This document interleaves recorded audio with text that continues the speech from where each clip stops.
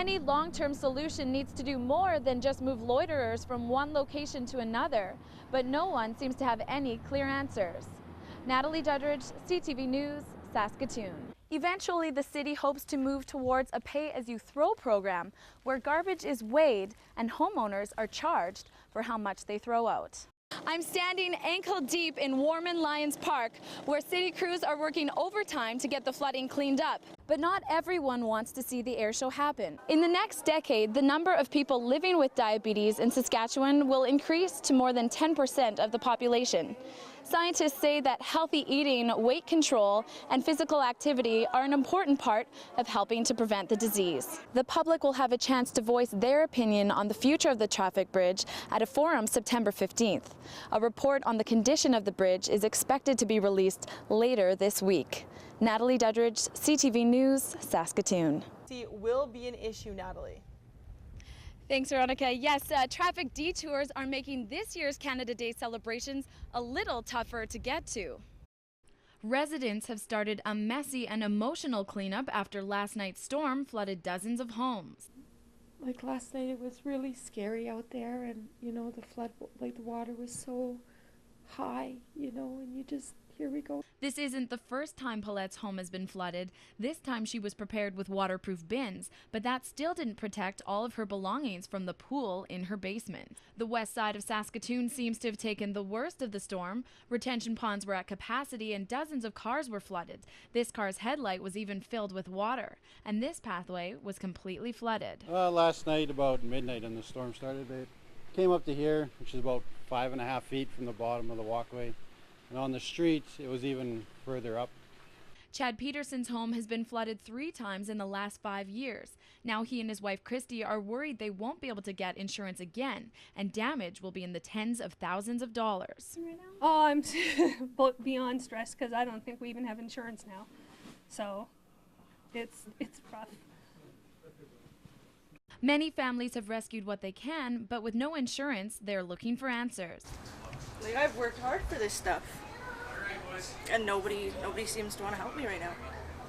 The Saskatoon Housing Authority says it will do what it can for people in its homes, including moving people into hotels. We're just going there, going to pump out as soon as we can, and once we pump it out, clean it up, sanitize it, and as soon as the unit is safe and healthy to go back to, then the tenant will be asked to go back to their unit. The cleanup could take weeks and potentially cost millions of dollars. At this point, no one is sure how much damage has been done.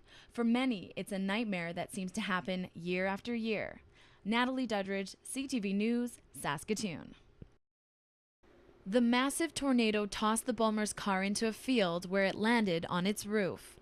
When the accident happened, it was so dark and rainy, many in the area say the Bulmers may not have even seen the tornado coming. The car did.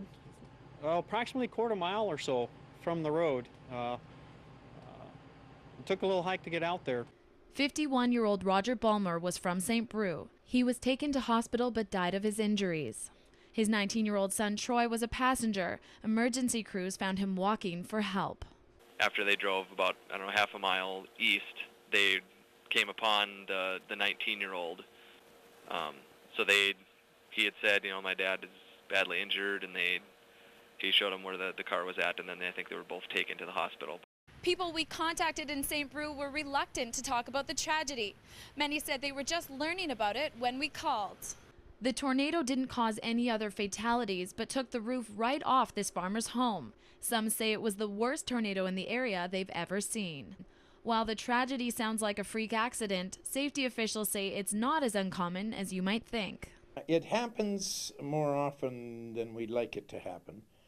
And there is nothing that you can do about it, because weather-wise you can't argue with the wind. Whether it's tornado, whether it's a plow wind, whatever it is, you have to seek shelter. Reichert says it's important to find a low place like a ditch or an underpass and stay there until the tornado is over. Unfortunately, with the darkness and heavy rain, the Bulmers might not have even had a chance to find safety. Natalie Duddridge, CTV News, Saskatoon. Before he disappeared, anyway. When Joan and Al Morrison woke up Saturday morning, they had a sprightly surprise. Their garden gnome, which disappeared a month earlier, had returned, and he had plenty of vacation pictures. I went outside to get the paper, and about 5:30, and he was sitting on the front step with his lovely plate and a zipper bag of pictures, about 30 of them, some odd. The leprechaun's journey took him far and wide.